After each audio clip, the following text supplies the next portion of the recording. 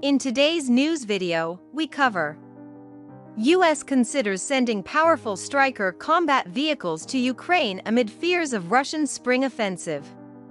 China's PLA Navy reveals new heavy lift ship capable of transporting other ships and providing emergency repairs in wartime.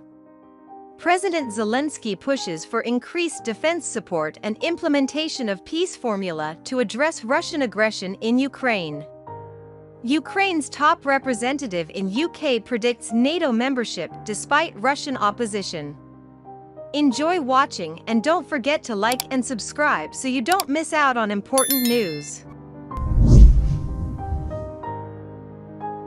As Politico informed with reference to two people familiar with the discussion, the US is considering sending Stryker armored combat vehicles to Ukraine in an upcoming aid package to help Kyiv fend off an expected Russian spring offensive. The news follows the Biden administration's announcement last week that it will send 50 Bradley fighting vehicles, a powerful tracked armored vehicle that carries an autocannon, a machine gun and tow missiles. The Strykers may be part of the next tranche of military aid, according to a Defense Department official, who like others asked for anonymity to discuss internal deliberations ahead of an announcement.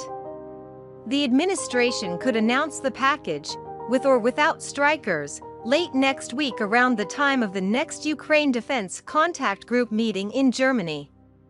The people stressed that no final decision has been made, and the administration could decide to send the Strykers in a future package instead. "We have no announcements to make at this time," said Pentagon spokesperson Lieutenant Colonel Garen Garn. A spokesperson for the National Security Council did not comment by press time. Strykers would be another capability boost for Kyiv's rapidly growing arsenal and would help meet a critical need for armor, as concerns grow that Russia is planning a second mobilization for a major new offensive in the coming weeks. While Strykers are not as powerful or protective as tanks, the 8-wheeled armored fighting vehicle built by General Dynamics Land Systems can operate in snow, mud and sand, though off-road mobility is somewhat limited by its lack of tracks.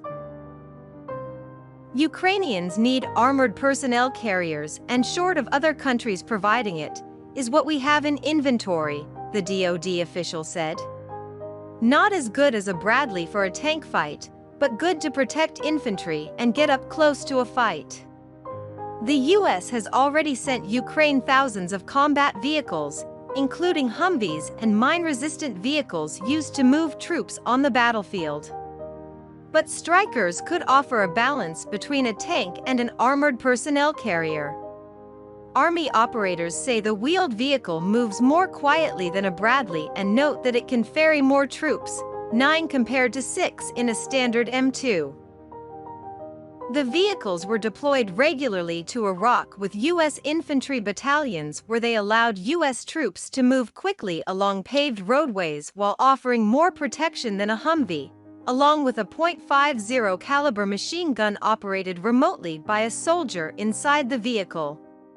Ukraine already operates a similar vehicle, as the first of a planned 39 Canadian armored combat support vehicles, a Canadian version of the Stryker also built by General Dynamics, started to arrive in Ukraine in recent weeks.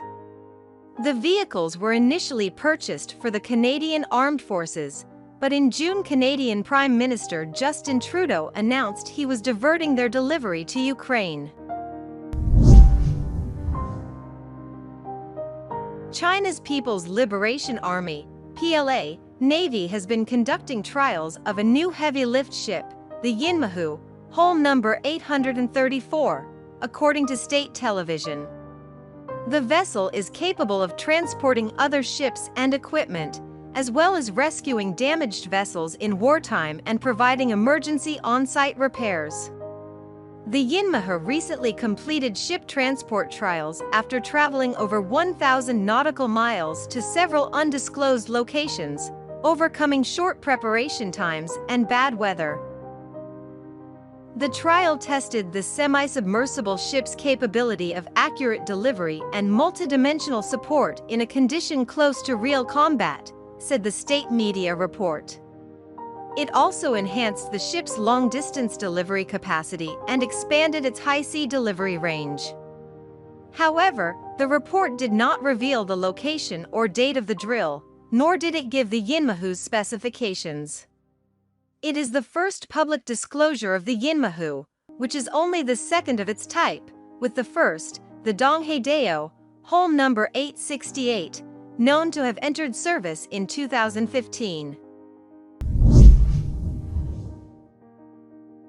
There will be good news for our state, and it is very important that we reach an agreement with our partners right now, on the eve of the new Ramstein meeting, and against the background of new brutal crimes of the occupiers, he said in a video message on Monday. The world knows that every day of Russian presence on Ukrainian soil means deaths, injuries, pain and suffering of people. Ukraine must get everything it needs to expel terrorists from our land and to reliably protect our people from any Russian escalation plans, Zelensky said. During telephone conversations with the leaders of the Czech Republic, Slovenia, Portugal and North Macedonia, President of Ukraine Volodymyr Zelensky spoke about increasing defense support for our state, about the need to defeat Russian aggression this year and about implementing all the elements of our peace formula, from the renewal of the territorial integrity of Ukraine to the punishment of terrorists for what they have done. Ukraine will join NATO regardless of continued Russian opposition, the country's top representative in the United Kingdom has predicted, as Kyiv formulates its demands to end Moscow's 10-month-old invasion. Ambassador Vadim Prystaiko, who has previously served as Ukraine's foreign minister, ambassador to Canada, and representative at NATO in Brussels, told Newsweek in an interview at Kyiv's embassy in London that NATO's deep support for and growing collaboration with Ukraine means it is logical that his nation would join the transatlantic alliance. It is silly to pretend otherwise. Our conversation with the rest of the world, at least the Western world, should be very easy. Ukraine wins, becomes a member of the European Union and NATO. And that's it, Prystaiko said.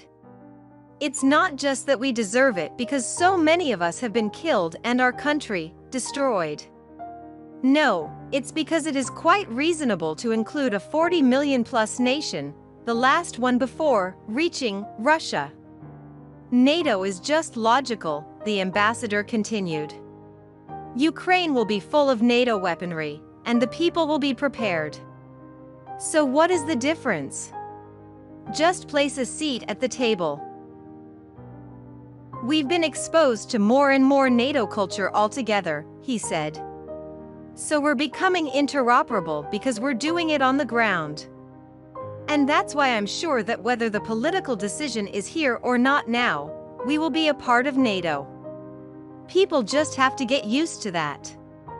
Ukraine has long sought NATO membership, having been denied a membership action plan, a key step on the way to accession, at the Alliance Summit in Bucharest in 2008.